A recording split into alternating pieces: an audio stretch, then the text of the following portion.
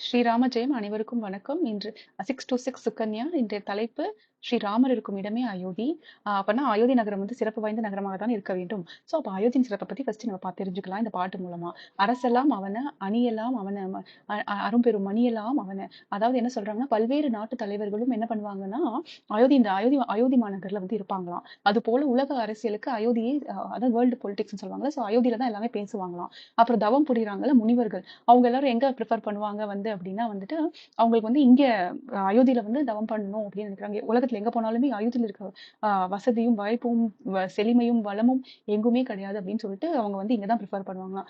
இந்த மாதிரி எல்லாரும் இந்த மாதிரி பல பல பெருமைகளை கொண்டது நம்ம அயோத்தி நகரம். இப்பேற்பட்ட சிறப்பான அயோத்தி நகரத்தை விட்டு போறதுக்காக போற மாதிரி ஒரு சூழ்நிலை வந்து நம்மளோட ராமருக்கு வந்துருது. இதற்கு காரணம் என்ன அப்படிங்கிறது நம்மளுக்கு தெரியும். அதாவது என்னன்னா, தசரத மகாராஜர் வந்து கைகேயிக்கு 2 வரம் கொடுத்திருப்பாரு. அதன் பொருட்டு ஒரு வரத்தின் காரணமாக ராமர் வந்து காட்டுக்கு செல்ல வேண்டும் என்பதுதான் காட்டுக்கு செல்ல வேண்டும் அப்படின்னு சொல்லியிருக்காங்கல்ல. ஆகையால் அது செல்றதுக்காக இந்த வரம் கொடுத்திருக்காங்க. அதனால போற மாதிரி வருது சிச்சுவேஷன். இப்ப நெக்ஸ்ட் வந்துட்டு லக்ஷ்மணன் என்ன சொல்றாரு அப்படின்னா, காட்டு இல்லாத மீன் வந்து காத்து இல்லாம எப்படி மீன் கஷ்டப்படுமோ அந்த மாதிரி நான் இங்க உங்களை விட்டுட்டு பிரிஞ்சு என்னால் இருக்க முடியாது. ஆகையால் நான் கண்டிப்பா உறுதியா கண்டிப்பா உங்க கூட நான் காட்டுக்கு வருவேன் அப்படின்னு சொல்லிட்டு உறுதியா சொல்றாரு. அப்ப சுமித்ரை அம்மா வந்துட்டு லக்ஷ்மணனோட அம்மா வந்துட்டு என்ன அப்படிங்கிறாங்கன்னா, லக்ஷ்மணோட அம்மா வந்துட்டு என்ன சொல்றாங்க அப்படின்னா, ஓகே, நீ போயிட்டு வாப்பா, நீ ஆனா தம்பியா போகக்கூடாது, தொண்டனா தான் போகணும் அப்படின்னு சொல்லிட்டு பர்மிஷன் கொடுத்துட்றாங்க. எம்பிரான் முன்னிலையில் எப்போதும் விழுகின்ற கண் மாதிரி அவனுடைய போரில் அம்பு தாங்கி நிற்பது போல் எப்போதும் இருக்க வேண்டும். இப்படின்னு சொல்லிட்டு சுமித்ரை அம்மா வந்து லக்ஷ்மணனுக்கு ஓகே பர்மிஷன் கொடுக்குறாங்க. நீ வந்து எப்பயுமே தம்பிங்கிற எண்ணத்தோட போகக்கூடாது, நீ தொண்டன் அப்படிங்கிற எண்ணத்தோட தான் நீ போயிட்டு வரணும்பா அப்படின்னு சொல்லிட்டு லக்ஷ்மணன் சொல்றாங்க. ஸோ இப்போ நம்ம 2 இன்சிடென்ட் பார்த்துட்டோம். ஃபர்ஸ்ட் வந்து லக்ஷ்மணன் வந்து உறுதியா இருக்காரு. ஸோ ராமர் இருக்கும் இடமே தலைப்புக்கு ஏற்ற மாதிரி ராமர் இருக்கும் இடத்துல நான் இருப்பேன் அப்படிங்கிறாரு. சுமித்ரை அம்மாவும் நீ தம்பிங்கிற உணர்வை தியாகம் பண்ணிட்டு தியாக உணர்வை பத்தி இங்க பேசுறாங்க. தியாகம் பண்ணிட்டு நீ வந்து தொண்டனாக சென்று ராமனுக்கு வீடு, அதாவது எங்களை பத்திலாம் நீ யோசிக்காத, அப்பா நாங்க குடும்பம் அம்மா அப்பா அதெல்லாம் யோசிக்க கூடாது. நீ அங்க போய் உன் சேவை மனப்பான்மையோட அண்ணாங்கிறது உறவையும் இல்லாம தொண்டனாக சென்று நீ ராமனுடன் சென்று செஞ்சுட்டு வா அப்படின்னு சொல்லிட்டு இந்த 2 இன்சிடென்ட்ல வந்துட்டு தலைப்புக்கு ஏற்ற மாதிரி ராமருக்கும் இடமே அயோத்தி அப்படிங்கிற மாதிரி காமிச்சிருக்காங்க. இன்னும் நிறைய இன்சிடென்ட்ஸ் இருக்கு, அதெல்லாம் ஒன்னொன்னா பார்த்துட்டு வருவோம். அடுத்தது சீதாம்மா வந்து சொல்றாங்க, நின் பிரிவினும் சுடுமோ பெரும் காடு, துன்பம் கெட மட நின் துணிவோடு என்பை இளந்தெனினும் இனி என்னை யாழ்வது அன்பிலான் கான் அறநெறி கண்ணே அப்படின்னு சொல்றாங்க. இதுக்கு என்ன அர்த்தம் அப்படின்னா, ராமர் விட்டுட்டு நான் பிரிஞ்சிருக்கிறது ரொம்ப கஷ்டம். அதாவது ஏன் அப்படின்னா, காட்டுல இருக்க கடினங்களை விடவும் வனவிலங்குகளாக வர துயரங்களை விடவும் நான் அவங்க 2 பேரும் காதல் வயப்பட்டிருக்காங்க. நம்ம போன டாபிக்ல கூட பார்த்தோம்ல. ஸோ அவங்களோட அந்த பிரிவுங்கிற விஷயம் வந்து அவங்களால ஏத்துக்கவே முடியாது.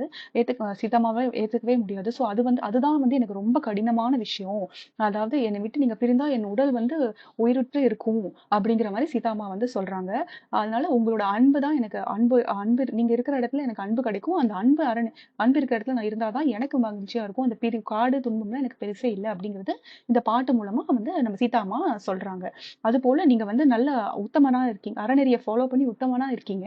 அதனால உங்க உத்தமனோட அன்பு தான் எனக்கு ரொம்ப முக்கியம் அப்படின்னு சொல்லிட்டு சீதாம்மா வந்துட்டு நானும் உங்க கூட காட்டுக்கு வருவேன், நீங்க இருக்கிற ராமர் இருக்கும் இடமே அயோத்தி அப்படின்னு சொல்றாங்க. ஊர் மக்களும் வந்து ரொம்ப வருத்தப்படுறாங்க.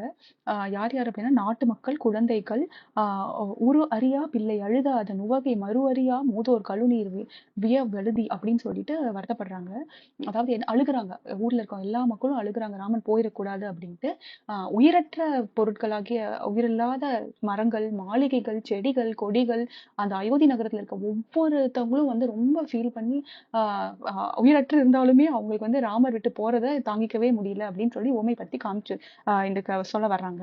அந்த அளவுக்கு வந்து அயோத்தி அயோத்தி விட்டு ராமர் போறது வந்து எல்லாரும் வருத்தப்பட்டு இருக்காங்க அப்படிங்கிற மாதிரி இங்க காமிக்கிறாங்க. அடுத்தது தசரதர், அதாவது ராமரோட அப்பா வந்துட்டு, கானகமே நீ விரும்பி செல்கிறாய், நான் உயிரோடு யாரும், அதாவது நீ நடப்பது நாடெல்லாம் கேடு. அதாவது இவர் என்ன சொல்ல வர்றாரு அப்படின்னா, நீ வந்து இந்த ஊரை விட்டு போயிட்ட, அயோத்தி விட்டு போயிட்ட அப்படின்னா இந்த நாட்டு மக்களுக்கு நல்லது நடக்கிறதுக்கு வாய்ப்பு ரொம்ப கம்மி. தயவு செஞ்சு டோன்ட் கோ, போகாத அப்படின்னு சொல்ல வராரு. அதுக்கப்புறம் வந்துட்டு கானகமே, இந்த நீ காட்டு விரும்பி நீ போற, ஆனா நான் இங்க வந்து மகிழ்ச்சியற்ற நிலையில இருப்பேன் அப்படின்னு சொல்லிட்டு தசரதரும் தன்னோட வருத்தத்தை மிகவும் தெளிவா அழுத்தமாவும் பதிஞ்சு ரொம்ப வருத்தத்துல இருப்பாரு. இதுதான் வந்து அடுத்த வருத்தப்பட்டார். பரதனும் வருத்தப்பட்டார் அப்படிங்கிறத பார்த்துட்டோம். சோ இதுல நம்ம என்ன சொல்ல வரோம் அப்படின்னா, ராமன் கருணை மிக்கவர், அன்பு மிக்கவர், மற்றவர்கள் உணர்ச்சிக்கு ரொம்ப உணர்ச்சிகளுக்கும், உணர்வுகளுக்கும் மிக்க முக்கியத்துவம் கொடுப்பவர். மனிதனின் உறவுகள் அதற்கு வந்து ரொம்ப முக்கியம் கொடுத்தவர். தியாகத்திற்கு முக்கியம் கொடுத்தவர். ராமனின் தியாகத்திற்கு அளவே இல்லை என்று இந்த இதெல்லாம் மூலமா நம்ம தெரிஞ்சுக்கிறோம். ஸோ இதனால தான் ஸ்ரீ ராமர் இருக்கும் இடமே அயோத்தி அப்படின்னு சொல்லிட்டு சொல்லப்படுது. நன்றி, வணக்கம். நாளைக்கு வேற தலைப்புல பார்க்கலாம். மிக்க நன்றி. ஸ்ரீ ராமஜெயம்.